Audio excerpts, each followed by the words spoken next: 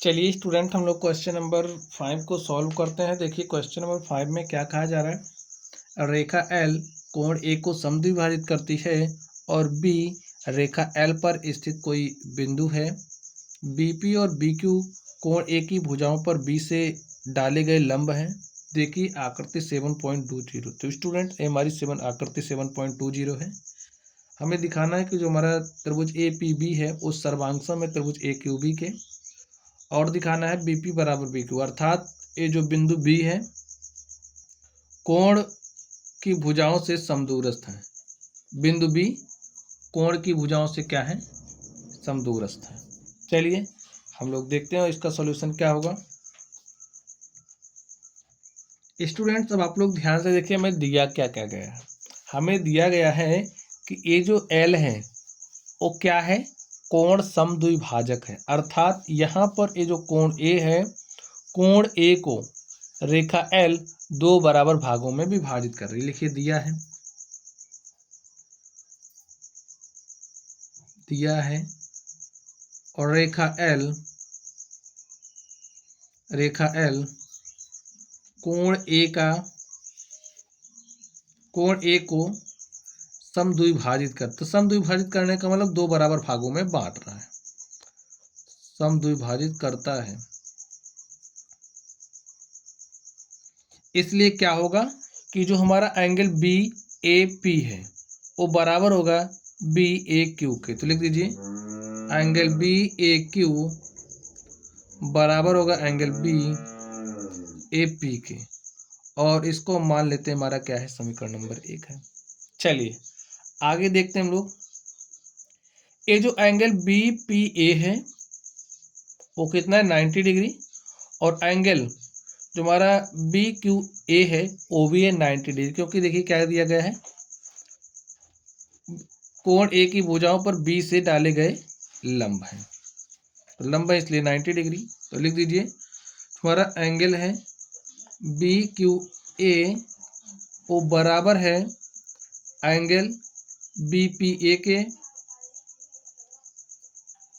B P A चूंकि प्रत्येक 90 degree या प्रत्येक लंब है।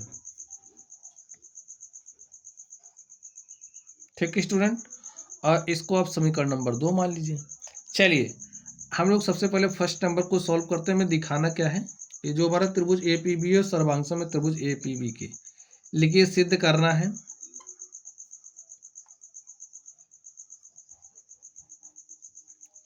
त्रिभुज ए पी बी सर्वांगसम है त्रिभुज ए क्यू बी के। ठीक, चलिए प्रमाण देते हैं इसके लिए। लिखिए अब आप लोग त्रिभुज ए पी बी तथा ए क्यू बी में,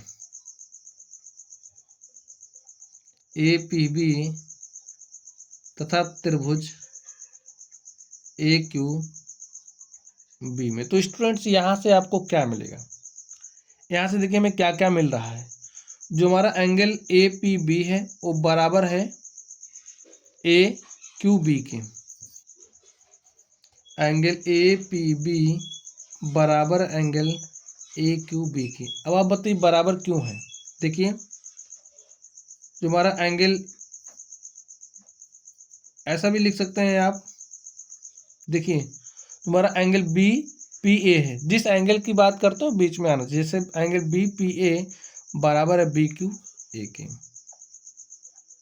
बी पी ए बराबर है एंगल बी क्यू ए के।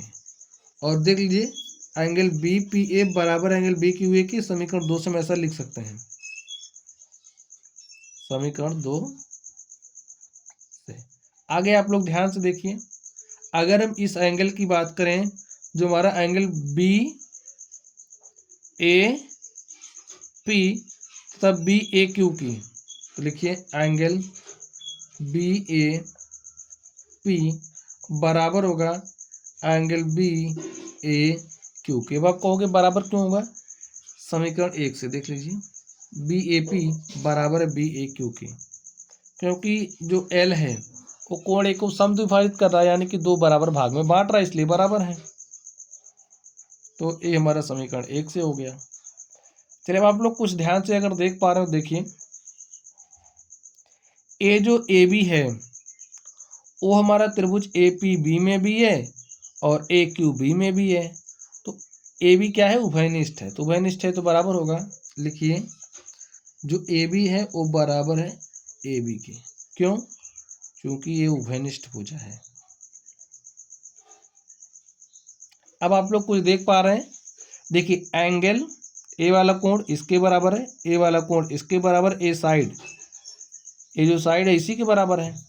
तो angle angle side, angle angle side, संगत कोण तथा भुजा बराबर है। तो लिखिए एंगल एंगल साइड सर्वांग समता की कसौटी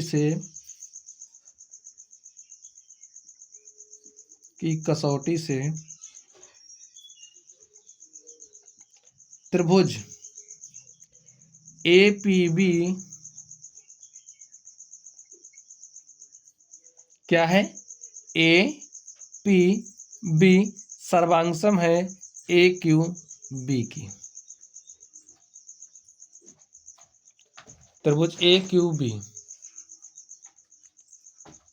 और स्टूडेंट यही हमें दिखाना था। तो इस तरीके से ए हमारा क्या हो चुका है, प्रूव्ड हो चुका है। अब दूसरे नंबर में देखिए मैं क्या बताना है, बी पी बराबर बी क्यू। तो अगर अब आप लोग ध्यान से देखें, अब आप ध्यान से देखिए ए जो हमारा बी पी है क्या बी क्यू के बराबर होगा? तो जी हाँ, जो हमारा बी पी है वो बराबर बी क्यू। आप कहोगे क्यों?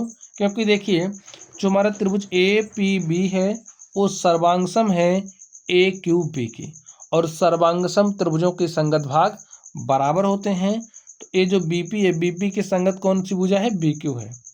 तो बी पी बराबर बी क्यू लिखिए, चूंकि सर्वांगसम त्रिभुजों के